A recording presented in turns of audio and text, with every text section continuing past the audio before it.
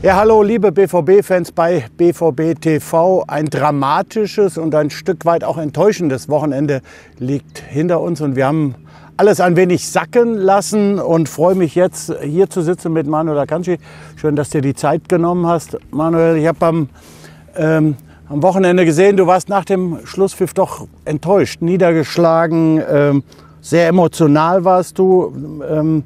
Man hat gemerkt, dass die Niederlage dir doch sehr nahe gegangen ist. Und vielleicht nimm uns vielleicht mal so ein bisschen mit zurück zu dem Moment, als der Schlusspfiff kam.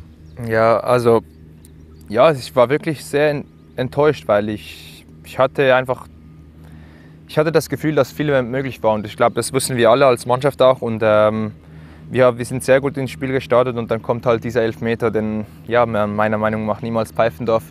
Aber dann steht es trotzdem erst 1-1 und das Spiel geht noch weiter. Und ich glaube auch nach der Halbzeit, ich hatte wirklich in der Halbzeit noch ein gutes Gefühl, dass wir das Spiel noch mal kehren können. Und dann kommt die rote Karte und direkt noch das Freistoßtor dazu. Und dann wurde es schon schwer und dann waren wir nur noch zu 9 und wir haben wirklich noch mal alles versucht, haben das 3:2 noch mal geschafft. Aber und da haben wir alle gehofft und haben gedacht, da geht noch was. Und du merkst es auch. Und dann wurde die Hoffnung gleich wieder vernichtet. Und darum, ich denke, nach dem Spiel war glaube ich, die ganze Mannschaft war einfach sehr enttäuscht, weil wir wussten, wir hätten dieses Spiel, wenn es ein bisschen anders gelaufen wäre, hätten wir das vielleicht 3-4-0 gewinnen können. Und darum ist es sehr, sehr mühsam, vor allem noch gegen Schalke das zu verlieren. Jetzt drohte am Samstag der ganz große Traum von der Meisterschaft zu platzen. Aber am Sonntag gab es da wieder ein Fünkchen Hoffnung, als das Ergebnis aus Nürnberg kam. Wie hast du das mitbekommen, wahrgenommen, zugeschaut? Nein, eigentlich habe ich Man U gegen Chelsea geguckt. Weil ich habe gesagt, ich gucke mir das jetzt nicht an, weil ich bin dann zu emotional mit dabei. Und das dann verstehe ich. Hat meine Freundin mir irgendwann mal gesagt, dass 1-0 steht und dann, also für Nürnberg. Und dann habe ich aber trotzdem gesagt, nein, wir stellen noch nicht um. Irgendwann war es dann 1-1 und dann war das Spiel zu Ende von Man U gegen Chelsea. Und dann habe ich gesagt, also jetzt stelle ich noch um. Und dann habe ich noch die letzten 10 Minuten geguckt und es war wirklich sehr dramatisch.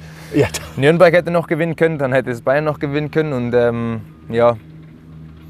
ein Unentschieden ist, glaube ich, immer noch sehr gut für uns. Also die Hoffnung lebt immer noch.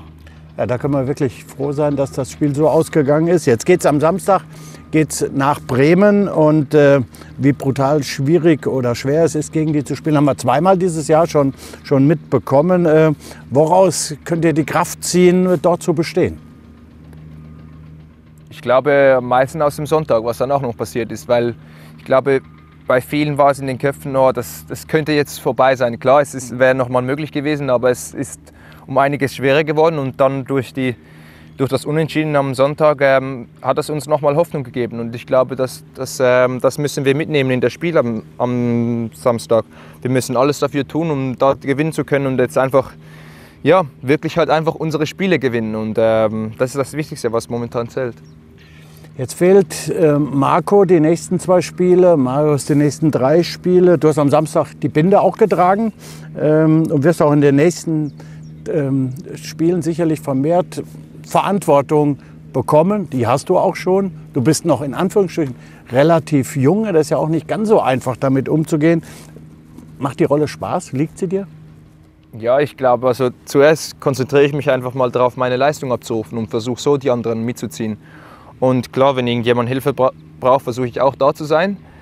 Ich kann da sicher auch noch einiges dazulernen, aber ich versuche auch so meinen Mitspielern zu helfen. Aber ich glaube, das Wichtigste ist einfach mit Leistung voranzugehen und das versuche ich auf dem Platz zu zeigen. Eindrucksvoll auf jeden Fall, ja, das stimmt. Ja, dann danke ich dir erstmal, dass du dir heute die Zeit genommen hast. Wünsche dir natürlich noch 9 Punkte aus den letzten 3 Spielen. Das wäre großartig, um dann vielleicht mal zu gucken, was doch noch geht. Ja, dann werden wir sehen, was passiert. Das wäre schön. Vielen Dank. Danke dir. Manuel. Alles klar.